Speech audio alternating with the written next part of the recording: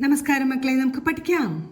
ഇന്ന് നമുക്ക് ഓയുടെ ചിഹ്നം വരുന്ന കുറച്ച് വാക്കുകൾ പഠിക്കാം. ആദ്യം ചോറ് എന്നാണ് എഴുതുന്നത്. ചോറ്, ചോ എന്നാണ് ആദ്യം എഴുതേണ്ടത്. അപ്പൊ ഏയുടെ ചിഹ്നം വരച്ചു, ച വരച്ചു. ഇപ്പൊ ചേ എന്ന് ഉച്ചരിക്കാം.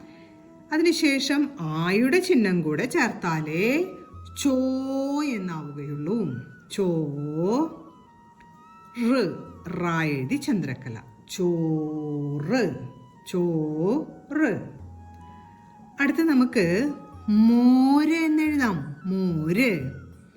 അതിനാദ്യം എയുടെ ചിഹ്നം വരച്ച് മ വരച്ചു. ഇപ്പൊ മേ എന്നായി. ഇനി ഓ എന്നതാവാനായിട്ട് ആയുടെ ചിഹ്നം കൂടെ ചേർത്തു. ഇപ്പോൾ മോ എന്ന് നമുക്ക് ഉച്ചരിക്കാം. മോര്, മോര്. അടുത്ത് നമുക്ക് തോരൻ എന്നെഴുതാം. തോരൻ. അതിനായിട്ട് ആദ്യം തോ എന്ന് എഴുതുന്നു. ഏയുടെ ചിഹ്നം വരച്ച് താ വരച്ച് ആയുടെ ചിഹ്നം. തോ ര എൻ എന്ന ചില്ലക്ഷരവും എഴുതി. തോരൻ, തോരൻ. അടുത്ത് നമുക്ക് ലോകം എന്നെഴുതാം. ലോകം. അതിനായി ഏയുടെ ചിഹ്നം വരച്ച് ലാ വരച്ചു. ഇനി ആയുടെ ചിഹ്നം വരച്ചു. ഇപ്പൊ ലോ എന്നെഴുതി.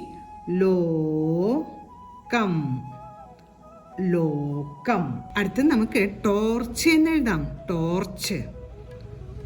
ഓയുടെ ചിഹ്നം ചേർത്ത് ടായാണോ എഴുതാൻ പോകുന്നത്. അതിനായി എയുടെ ചിഹ്നം ചേർത്തു, ടാ വരച്ചു, ആയുടെ ചിഹ്നവും ചേർത്തു. ടോ അർ, ടോർച്ച്. ച ഉറപ്പിച്ചു വച്ചിരിക്കുന്നുണ്ട്. ചായയുടെ കൂട്ടക്ഷരം എഴുതി ചന്ദ്രക്കല ചേർത്തു. ഇന്ന് നമ്മൾ ഓ എന്ന സ്വരാക്ഷരത്തിന്റെ ചിഹ്നം വരുന്ന വാക്കുകളാണ് പഠിച്ചത്. ആദ്യം പഠിച്ച വാക്ക് ചോറ്, അടുത്തത് മോര്, അടുത്തത് തോരൻ, അടുത്ത വാക്ക് ലോകം, അടുത്തത് ടോർച്ച്. ഓയുടെ ചിഹ്നം വരുന്ന ഈ വാക്കുകളെല്ലാം പറഞ്ഞുകൊണ്ട് എഴുതി പഠിക്കാൻ ശ്രമിക്കുക. അടുത്ത ക്ലാസ്സിൽ കാണാം മക്കളെ. നമസ്കാരം.